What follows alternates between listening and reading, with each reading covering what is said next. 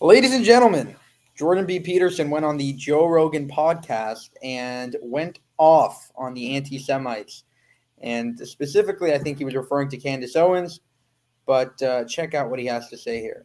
And so this is like, I can really see this starting to happen on the right. Like, I've been tracking psychopathic behavior on the right for probably 4 years, something like that, especially on the anti-Semitic side, because that's really where it reared its head first. And why is that? There's nothing more annoying than a successful minority. Right. Now, that's part of it. And I'm going to, here, I might as well get myself in trouble right away, too. Yeah, for sure. Well, this is a real subject. Well, so, it's a real terrible subject. It's interesting because if you don't criticize it enough, you're compromised. If you criticize, it's like, when it comes to anti-Semitism, like, it's one of those things where you can't separate. It's a religion, and it's also a race, and it's also a government. Mm-hmm. That's where things get weird. No, Judaism is not a government. Israel is a government. Nothing to do with, like, people conflate Jews with Israel so much, it's insane. Like, they'll go up to, like, a random Jew in New York and be like, so, what do you have to say about Israel? Like, we're not all connected at the same time. Rogan is obviously, like, just completely out of his depth there. Right. And then there's also the concept of intelligence agencies and compromise that also gets attached to it, the manipulation of world markets and money, and there's a lot to unpack. And then there's regular Jewish people have nothing to do with that. Well, the Jews, too, they're very successful.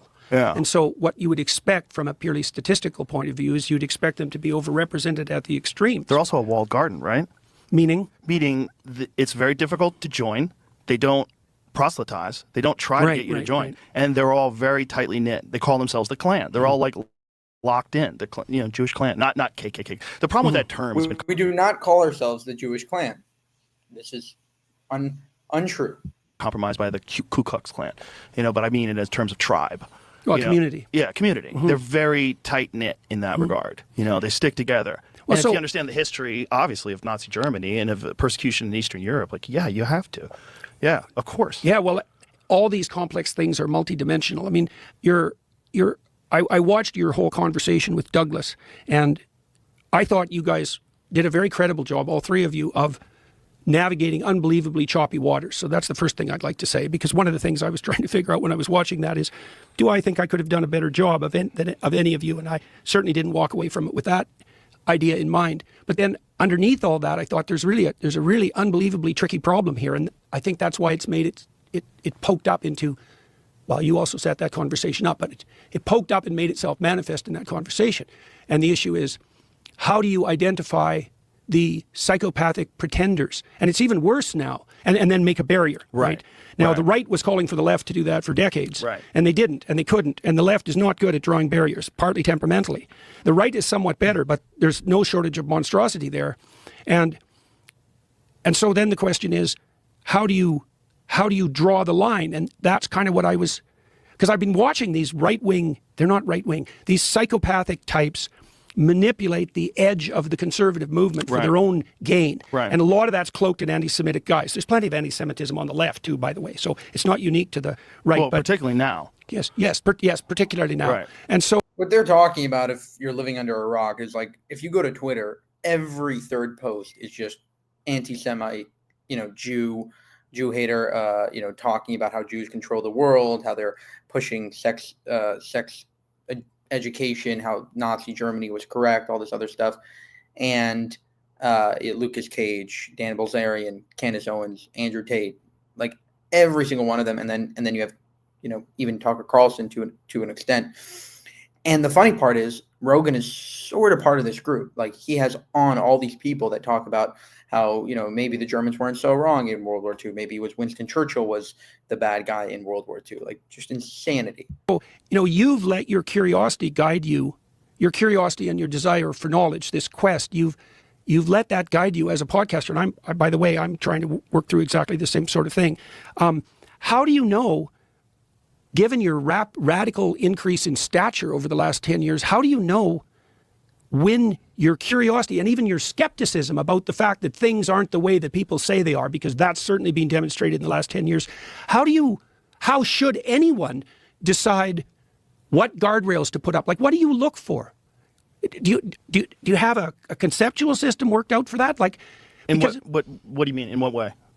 well, How do I look for in terms of people to talk to? yeah, How do I look for because subjects you to have talk this about? insanely immense platform, Yeah. and you're inviting people onto it. And, you know, you said to Douglas, and I know this to be true, that you're not really thinking about the outcome exactly. You're thinking about, this is an interesting person to talk to, and I'd Yes. like to go on that quest. But then you have the additional conundrum. We're trying to work this out in the Daily Wire side of things too. Not to say that that's exactly the same situation. It's like, once you gain in reach and authority, then how do you know that?